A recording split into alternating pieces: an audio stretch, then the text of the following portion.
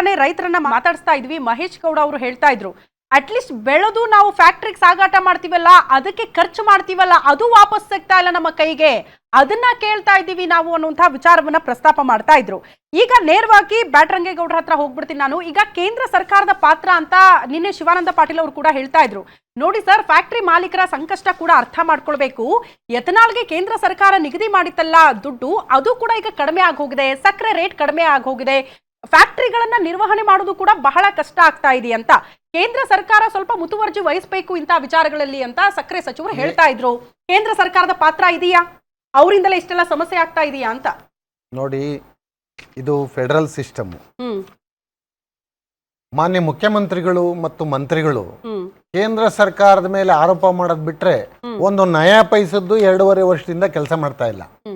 ಅಪ್ರಯೋಜಕ ಚರ್ಚೆಗಳನ್ನ ಮಾಡ್ಕೊಂಡು, ಅಪ್ರಯೋಜಕ ಮಾತುಗಳನ್ನ ಆಡ್ಕೊಂಡು ರೈತರು ಇವತ್ತು ರಸ್ತೆಗೆ ಬಿದ್ದಿದ್ದಾರೆ. ಕೇಂದ್ರ ಸರ್ಕಾರದ ಜೊತೆ ಪಾತ್ರ ಇದ್ರು ಕುತ್ಕೊಂಡು ಮಾತಾಡ್ರಿ. ನೀವು ಹೈಕಮಾಂಡ್ ಹತ್ರ ಹೋಗಿ ಅಧಿಕಾರದ ಬಗ್ಗೆ ಮಾತಾಡಕ್ಕಾಗ್ತದೆ. ವಾರದಲ್ಲಿ 4 ದಿನ ಎಲ್ಲ ಮಂತ್ರಿಗಳು ಪ್ರತ್ಯೇಕವಾಗಿ ಮಾತಾಡಕ್ಕಾಗುತ್ತೆ. CM ಗಿರಿಗೆ ಕಿತ್ತಾಡಕ್ಕಾಗುತ್ತೆ.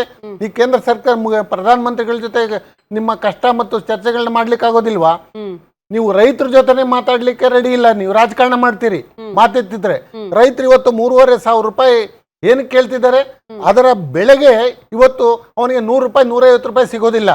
ನೀವು ಅದರ ಕಷ್ಟ ಅರ್ಥಕೊಂಡು ನೀವು ಪೆಂಡಿಂಗ್ ಅನ್ನ ರಿಲೀಸ್ ಮಾಡಿಸಿ ಇವತ್ತು ಸಕ್ಕರೆ ಕಾರ್ಖಾನೆಗಳು 81 ಸಕ್ಕರೆ ಕಾರ್ಖಾನೆಗಳಿದೆ ಈ ರಾಜ್ಯದಲ್ಲಿ. ನೀವು ಸಕ್ಕರೆ ಕಾರ್ಖಾನೆಗಳ ಮಾಲೀಕರ ಲಾಬಿಗೆ ಮಂದಿದ್ದೀರಾ ಬಿಟ್ರೆ ರೈತರನ್ನ ಕೇಳೋದಿಕ್ಕಿಲ್ಲ. ಇವತ್ತು ಕರೆಕ್ಟ್. ಇದು ಫ್ಯಾಕ್ಟರಿ ಮಾಲೀಕರ ಹಿತಾಸಕ್ತಿಯನ್ನ ಕಾಪಾಡುವಲ್ಲಿ ಸರ್ಕಾರ ಬದ್ಧವಾಗಿದೆ. ಕಾರಣ ಅಲ್ಲೆಲ್ಲಾ ಫ್ಯಾಕ್ಟರಿಗಳಿರೋದು ಕೂಡ ರಾಜಕಾರಣಿಗಳದ್ದು. ರಾಜಕಾರಣಿಗಳ ಲಾಭಿಗಳಿಗೆ ಸರ್ಕಾರ ಮಣಿತಾ ಇದೆ ಅಂತ. ರೈತರ ಹಿತಾಸಕ್ತಿ ಇಂಪಾರ್ಟೆಂಟ್ ಅಲ್ವಾ ಸರ್ಕಾರಕ್ಕೆ? ಸರ್ಕಾರಕ್ಕೆ ಹಿತಾಸಕ್ತಿ ಮುಖ್ಯ. ಸರ್ಕಾರ ಅದಕ್ಕೆ ರೈತರ ಪರವಾಗಿ ನಿಂತಿರುವಂತದ್ದು. ಈಗ ನಾನು ಕೇಂದ್ರ ಸರ್ಕಾರದ ಪಾತ್ರ ಇಲ್ವೇ ಇಲ್ಲ ಅಂತ ದಯಮಾಡಿ ಸ್ನೇಹಿತರು ಯಾವ ರೀತಿ ರೈತರ ಪರ ನಿಂತಿದೆ ಅಂತ ಹೇಳಿ. ನೀವು ರೈತರ ಕಬ್ಬಿನ ಬೆಲೆಯನ್ನ ನಿಗದಿಪಡಿಸೋದು ಒಂದೇ ಅಲ್ಲ, ಅವರ ಬಾಕಿಯನ್ನು ಕೂಡ ಉಳಿಸ್ಕೊಂಡ್ಬಿಟ್ಟಿದ್ರು ಬಿಜೆಪಿ ಸರ್ಕಾರ ಇದ್ದಾಗ. ಕಾಂಗ್ರೆಸ್ ಸರ್ಕಾರ ಬಂದ ಮೇಲೆನೆ ನೀವು ಮಂಡ್ಯ ವಿಷಯ ನಿಮ್ಗೆ ಗೊತ್ತಿರಬೇಕು. ಮಂಡ್ಯದ ವಿಷಯ ನೀವು ತೆಗೆದುಕೊಳ್ಳಿ. ಕಾರ್ಖಾನೆಗಳನ್ನು ಮುಚ್ಚುವಂತ ಪರಿಸ್ಥಿತಿ ಬಂದಿತ್ತು. ನಾವು ಸರ್ಕಾರ ಬಂದ ಮೇಲೆ ಸರ್ಕಾರದ್ದಾಗ್ಬೋದು, ಆಮೇಲೆ ಯಾವ ಕಬ್ಬು ಬೆಳೆಗಾರರದ್ದು ಯಾವ ಬೆಲೆಯನ್ನು ಯಾವ ಬಾಕಿಯನ್ನು ಉಳಿಸ್ಕೋಬಾರ್ದು ಅಂತ ಹೇಳಿ ತೀರ್ಮಾನ ಮಾಡಿಸಿ ಎಲ್ಲರಿಗೂ ಹಣವನ್ನು ಬಿಡುಗಡೆ ಮಾಡಿಸಿ ಇವತ್ತು ಏನಾದ್ರು ರೈತರು ಅವ್ರು ಮತ್ತೆ ಬೆಳೆ ಬೆಳಿಲಿಕ್ಕೆ ಸಾಧ್ಯ ಆಗ್ತಾ ಇದ್ರೆ ಕಾಂಗ್ರೆಸ್ ಸರ್ಕಾರದಿಂದಲೇ, ಬಿಜೆಪಿಯಿಂದ ಅಂತಲ್ಲ. ಬಿಜೆಪಿ 4 ವರ್ಷ ಇದ್ದಾಗ ಗುಡಿಸಿ ಗುಂಡಾಂತರ ಮಾಡೋಗಿದ್ರು. ಒಂದೇ ಒಂದು ಕೃಷಿ ಹೊಂಡ ಮಾಡೋಕ್ಕಾಗಿಲ್ಲ, ಒಬ್ರಿಗೊಬ್ರು ಹನಿ ನೀರಾವರಿ ಕೊಡ್ಲಿಕ್ಕೆ ಸಾಧ್ಯ ಆಗಿರಲಿಲ್ಲ, ಒಂದು ಯಂತ್ರೋಪಕರಣ ಕೊಡಕ್ಕೆ ಸಾಧ್ಯ ಆಗಿರಲಿಲ್ಲ, ಒಂದು ರಸಗೊಬ್ಬರ ಕೊಡಕ್ಕೆ ಸಾಧ್ಯ ಆಗಿರಲಿಲ್ಲ.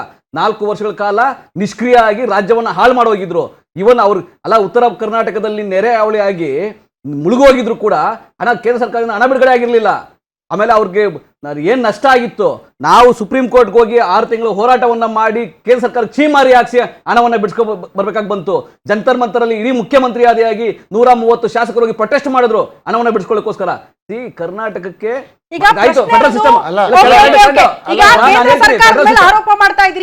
ಕೇವಲ ಕೇಂದ್ರ ನಮ್ದು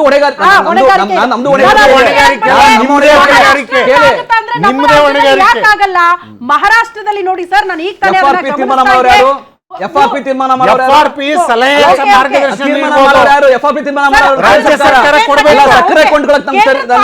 ರಾಜ್ಯಗಳ ಪಾತ್ರ ಎಷ್ಟರ ಮಟ್ಟಿಗೆ ಇಂಪಾರ್ಟೆಂಟ್ ಆಗುತ್ತೆ ಅಂದ್ರೆ, ಮಹಾರಾಷ್ಟ್ರದಲ್ಲಿ ಸರ್ಕಾರ ಕಬ್ಬು ಬೆಳೆಗಾರರ ಜೊತೆಗೆ ನಿಂತ್ಕೊಳ್ಳುತ್ತೆ. ಅಲ್ಲಿ 3,410 ರೂಪಾಯಿ ನಿಗದಿ ಮಾಡುತ್ತೆ. ಜೊತೆಗೆ ಇನ್ನೊಂದು ಗಮನಾರ್ಹ ವಿಚಾರ ಏನ್ ಗೊತ್ತಾ, ರೈತರು ಕಬ್ಬನ್ನ ಕಟಾವ್ ಮಾಡಿ ಫ್ಯಾಕ್ಟ್ರಿ ಕಳಿಸೋ ತನಕ ಕೂಡ ಅಲ್ಲಿ ಏನ್ ಖರ್ಚು ವೆಚ್ಚ ಬರ್ತಲ್ಲ ಸರ್ಕಾರ ಭರಿಸುತ್ತೆ. ನಮ್ಮ ರಾಜ್ಯದಲ್ಲಿ ಯಾಕಾಗಲ್ಲ ಅನ್ನೋದು ನನ್ನ ನೇರ ಪ್ರಶ್ನೆ.